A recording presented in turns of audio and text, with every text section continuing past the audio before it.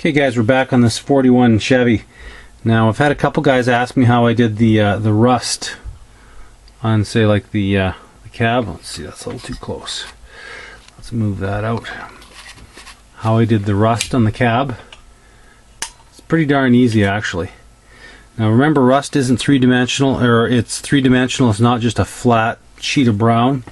So the first thing I've done is I've airbrushed a mixture of Hull Red, Tamiya Hull Red, a little bit of NATO Brown to get the base, and you need to build up that texture. And what I do is it's a, well, I don't know what you really call it, but we're going to use some Model Air Flat Brown and some Model Air Light Red. This is the actual Model Air, this is Model Color, and you want to mix it down and get it nice and thin. So you're using the thinness of the Model Air to your advantage. You want the paint to be fairly thin.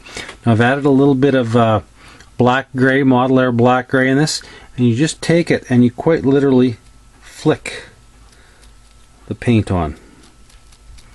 Now it comes on all the big splotches. That's fine.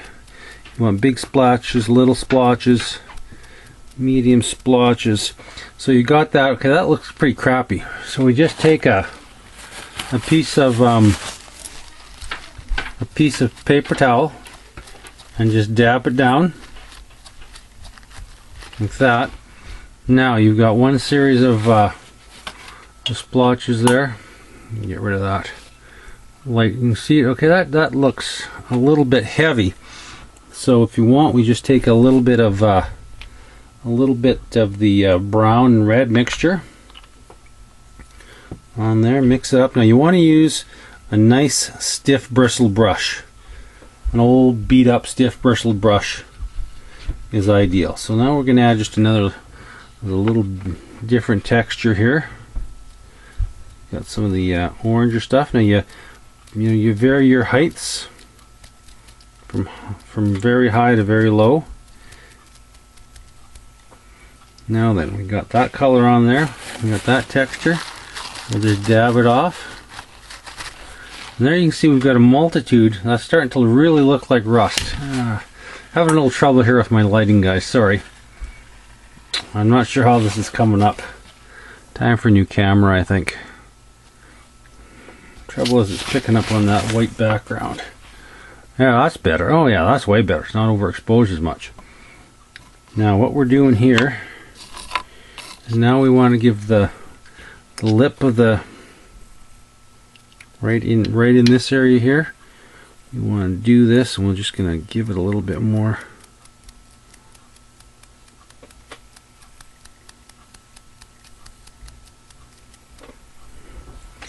We'll go back to the darker color.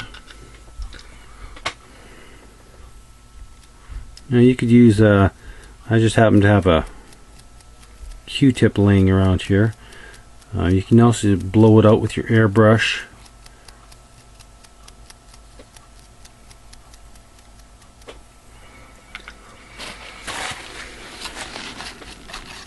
Make sure you dab, don't wipe, because you don't want smear marks. You want the perfect little dots. So we're getting close to having this just about how I want it. And what we're going to do after this is we will do the hairspray technique, which I'll show you guys, which is very simple. But you just keep building up the texture.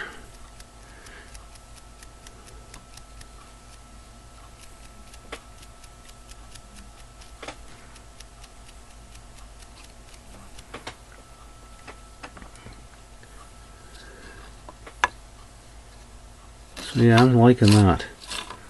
I'm liking that a lot. That looks pretty rusty. Now remember, that kind of rust is different. The type of rust you're going to get there is different than the type of rust you're going to get here, where it's going to be a little more, probably a little bit more streaky and less buildup, because the rain's not just going to be coming down and sitting on the flatter pieces. So that's where you just kind of, you can come in and just kind of use your stiff bristle brush and give it some more of that and some more of this.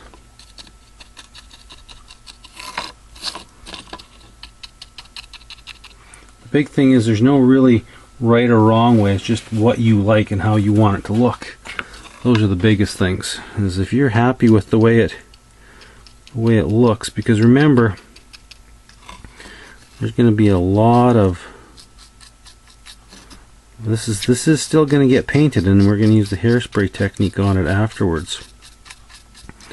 So this is just the base, because this is all going to get coated with hairspray, and then it's going to get coated with Tamiya paint. So this is not what you're going to end up seeing. So you just want to get you're just laying down the basis of your rust. Now this you could do all afterwards as well, depending on how beat up. Now remember, this is going to be a pickup truck that was probably a custom truck in the 70s or 60s and has seen better days. So you just put in nice streaks, build it up. You can do a little bit of this, a little bit of that. You can do whatever you want, to be honest with you. It's the texture and the technique and the texture, and you build it up and you go like that. And the big thing is just experiment with it and have fun. If you're not having fun building models, you better quit. And that's what I did a couple of years ago. Models were no longer fun. They were getting aggravating. There's many models ending up in the dumpster in pieces as there was being completed. And I took a time out for almost 2 years. And I got to tell you, YouTube really got me back into building models. Guys like Awesome Paint Jobs and the Painting Clinic and Dr. Cranky and Steve Neal. Steve Neal's been a real kick in my pants for model building. He's an awesome guy, just a fantastic guy. He just lost his wife here last week to cancer. So if you watch my channel, go check out Steve Neal's garage. I can't say enough good things about the guy. He's just a brilliant model maker. Just absolutely a brilliant model maker. Great personality and a lovely man. So that's my shout out to Steve Neal. He's got a lot of subscribers. He gets a lot of he's an old Star Trek special effects hand. And the man is just a brilliant model maker. And I've got to give props to Adam Wilder for this technique that I'm using here. He was using it more on armor. I've just kind of adapted it to car models because it works very much the same. I call myself an armor modeler. It's just dabbling in car models because of Dr. Cranky's lab. So I know this camera doesn't do this justice, but this looks like it's rusted steel. I'm very, very happy with it. So this is coming along. This is going to be black. Cab is going to be dark blue. And we've got the running gear on. Now you may be going like, dude, what are you doing with those tires on this thing? I don't know. I like the tires look on it. I thought they looked really cool. And I was just going to go with make it look more like an old school work truck. But I'm thinking like, okay, maybe this is some high school kid or college kid.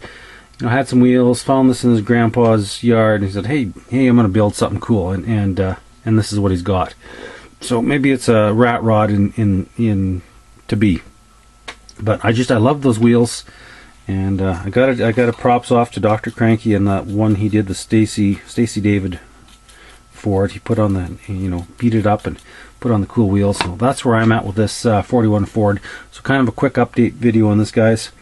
I'm not sure if I'm going to post this separate. I'm already at 9 minutes, so I'm going to probably post this separate as a quick how-to on unrusting stuff. So anyway, guys, thanks for watching. I really appreciate all your subs and all your positive comments, and building models is a lot of fun again. A lot of fun. I don't have much time to do things. I have a busy job where I can be away from home for 3 weeks at a time, and when I get home, I've got the model building. I've got a 7-year-old son. I'm big into outdoors and shooting and all that kind of stuff, and firearms. I'm big into that. But this is my first love. This is what I've been doing since I've been 7 years old, is building models. So my hobbies are expensive. We all know how expensive model building is. So anyway, guys, I I really appreciate all the support and all the comments, guys. So anyway, take care. Glockster out.